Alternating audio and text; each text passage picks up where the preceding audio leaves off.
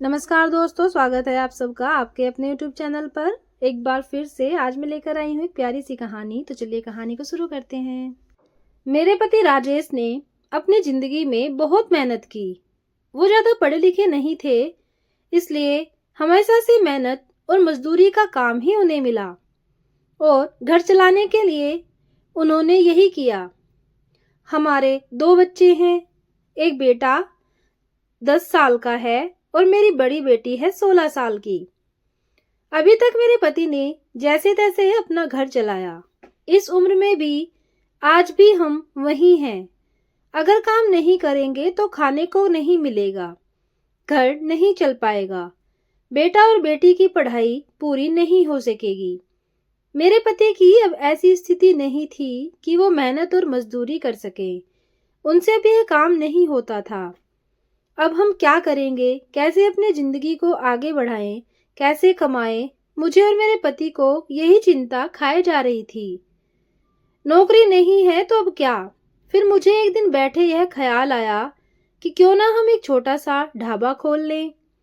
शहर के बाहर जहां से वाहन और गाड़ियां आती जाती हैं, वहां टीन का छोटा सा छपरा बनाकर चाय और खाने का एक छोटा ढाबा खोल सकते हैं। मैंने अपने पति से यह कहा। उन्होंने कहा कि दुकान खोलने के लिए पैसे का भी तो चाहिए होंगे ना। मैंने कहा टीन का छपरा लगाना है बस, उसके लिए पैसे लगेंगे, बाकी सारा खाना बनाने का सामान हम घर से ही ला सकते हैं। थोड़े पैसे मैंने अपने परिचित से मांगे ताकि हम अपना छोटा सा ढाबा शुरू कर सकें। उनके मन में अभी भी संकोच था, वो बार बार मना कर रहे थे, लेकिन मैंने कहा हम एक बार कोशिश तो करके देखते हैं और ज़्यादा कुछ नहीं लगेगा। कुछ दिन तक मनाने के बाद वो मान भी गए और हमने एक छोटा सा ढाबा शुरू कर दिया। पहले दिन मैं और मेरे पति वहाँ अपने ढाबे पर बैठे थे, लेकिन कुछ खास लोग नहीं आए। ढाबा छोटा और ऊपर से सभी खाने वाले पहले ही अपने ढाबे फिक्स किए होते हैं कि उन्हें कहाँ रुकना और कहाँ खाना है। हमारा पहला दिन निराशा भरा था। कुछ दिन ऐसे ही बीत गए। कोई इक्का दुक्का लोग चाय पीने रुका करते थे, लेकिन इतना नहीं होता था कि हम उससे अपना घर चला सकें। मेरे पति फिर से किसी काम की तलाश में लग गए। एक काम मिल गया जहां पैसे कम थे लेकिन कम मजदूरी थी। उन्होंने वो भी कर लिया, लेकिन मैंने ढाबे पर जाना नहीं छोड़ा। अब मैं अपने बेटे और बेटी के साथ वहां जाने लगी। हमने हिम्मत नहीं हारी और धीरे धीरे कुछ लोग हमारे यहाँ भी आने लगे। एक महीने में ग्राहक और भी ज्यादा आने लगे। कोशिश करते करते अब हमारे यहाँ रुकने लगे थे। उन्हें घर जैसा खाना मिल रहा था, इसलिए हमारा छोटा सा ढाबा चल निकला। मेरे पति जितना कमाते उससे ज्यादा अब ढाबे से कमाई होने लगी।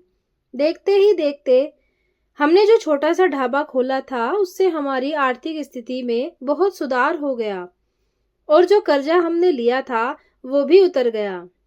हमें एक नई उम्मीद मिल गई थी। जैसे सब कुछ बहुत अच्छा चल रहा था। ढाबे खोले 6 महीने हो गए थे। अब हमारे चेहरों पर रंगत आ गई थी, लेकिन फिर ऐसा कुछ हुआ जिसके बारे में मैंने कभी सोचा भी नहीं था। एक दिन घर से जब हम लोग ढाबे के लिए जा रहे थे, तब मेरे पति कहते हैं, ढाबा आज से बंद, कोई भी अब वहां नहीं जाएगा। यह कहते वक्त वो बड़े ही गुस्से में थे। ऐसा गुस्सा मैंने उनके चेहरे पर आज तक नहीं देखा था। मैंने बोला, क्या हुआ, क्या बोल रहे हैं? इतना इतना अच्छा हमारा ढाबा चल रहा है, आपको क्या हो गया है आज? वो बोले, मैंने कहा ना कोई भी अब वहां नहीं जाएगा, न तू न तेरी बेटी। मैंने बोला, आप शांत हो जाइए, आपकी तबीयत ठीक नहीं है, आप आराम करें, हम लोग इस बारे में फिर बात करते हैं। वो और ज्यादा गुस्सा हो गए। कहा कि कोई बात नहीं होगी, मैं जितना कमाता हूँ उतने से घर चल जाएगा, तू अब वहां नहीं जाएगी। मेरे पति का ऐसा रूप मैंने पहले कभी नहीं देखा था। उस दिन मैं ढाबे पर नहीं गई, लेकिन जब वो शाम को आए तो भी उनका मुंह उतरा हुआ था। मैंने सही समय देखकर उनसे बात की और उनसे पूछा, क्या हुआ, आपको ऐसा क्यों बोल रहे हो? वो बोले कि मेरा मुंह मत खुलवा, मैं सब जानता हूँ कि तू क्या कर रही है।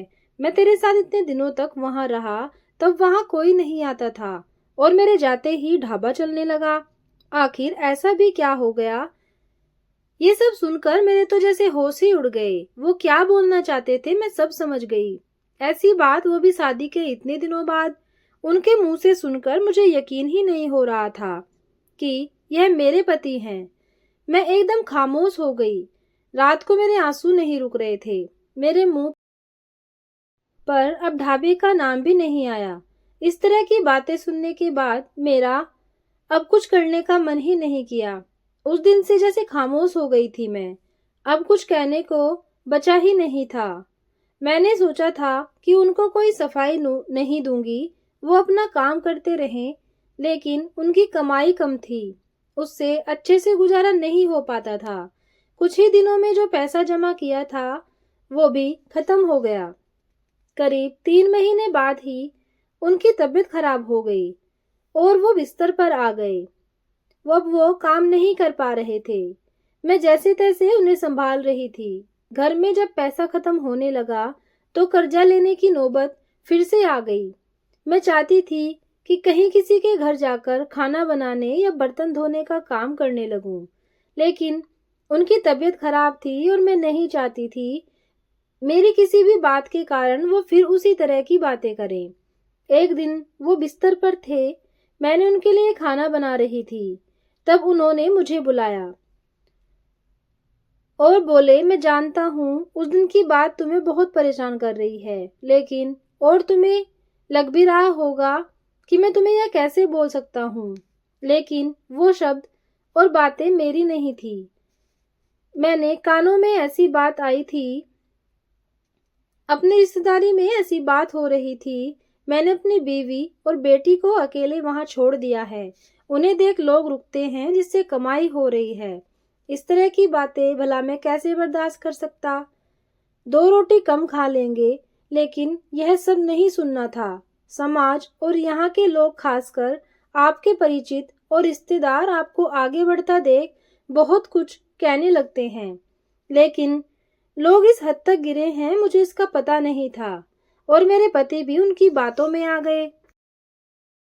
उस समय मैं भी होती उनकी जगह तो शायद मैं भी यही करती। मुझे भी उतना ही बुरा लगता और मैं भी वही फैसला लेती जो उन्होंने लिया। मैंने उन्हें कहा कि कहाँ है वो शुभचिंतक जो अब आपकी मदद करने नहीं आए? जाइए, आप उनसे पूछ लीजिए। हमारे घर में खाने को नहीं है और आपकी तबीयत खराब है। आप बताएं, अब कौन आया अब हमारी मदद करने? दुनिया किसी को खुश नहीं देख सकती, और अगर कोई मेहनत करके आगे बढ़ता है तो सारे प्रयास करके उसे पीछे धकेलने की कोशिश करते हैं, और आप उनकी बातों में आ गए। वो लोग सफल हो गए, सबको बात बनाना है। अब अगर हम भूख से मर जाएंगे तो भी उन्हें बात मिल जाएगी। वो लोग कुछ समय तक बोलते, अगर हमें कोई फर्क नहीं पड़ता। वो थक हार कर अपनी हार मान लेते। वो पीठ पीछे ही इस तरह की बकवास कर सकते हैं, सामने आने की तो उनमें हिम्मत भी नहीं है। उस दिन मेरे पति की आंखें खुल गई और उन्होंने कहा कि तुम सच बोल रही हो, मैं ही पागल था। लोगों को सफाई देने और उनके आगे अच्छा बनने में मैंने अपना ही नुकसान करा लिया। जब हम गलत नहीं हैं तो हमें सफाई क्यों देना, क्यों डरना? और मुझे माफ कर दो, हमें नहीं, उन्हें बदलना होगा अपनी सोच। और अगर नहीं बदलते तो हमें क्या? हमें तो बस अपने कर्म करते रहना चाहिए। क्या अब हम फिर से कुछ कर सकते हैं? मैंने कहा, कभी भी देर नहीं होती, हम अब भी कर सकते हैं। मेरे पति बोले, मैं भी अब तुम्हारा साथ दूंगा अगर तुम चाहो तो। मैंने हाँ कहा और फिर एक बार कोशिश की। थोड़ी मुश्किलें हुई, लेकिन धीरे धीरे गाड़ी फिर पटरी पर आने लगी। तो दोस्तों, ये थी एक छोटी सी कहानी। उम्मीद करती हूँ आपको जरूर पसंद आई होगी, और अगर आपको पसंद आए तो एक लाइक करना और कमेंट भी करना। कहानी को पूरा सुनने के लिए धन्यवाद।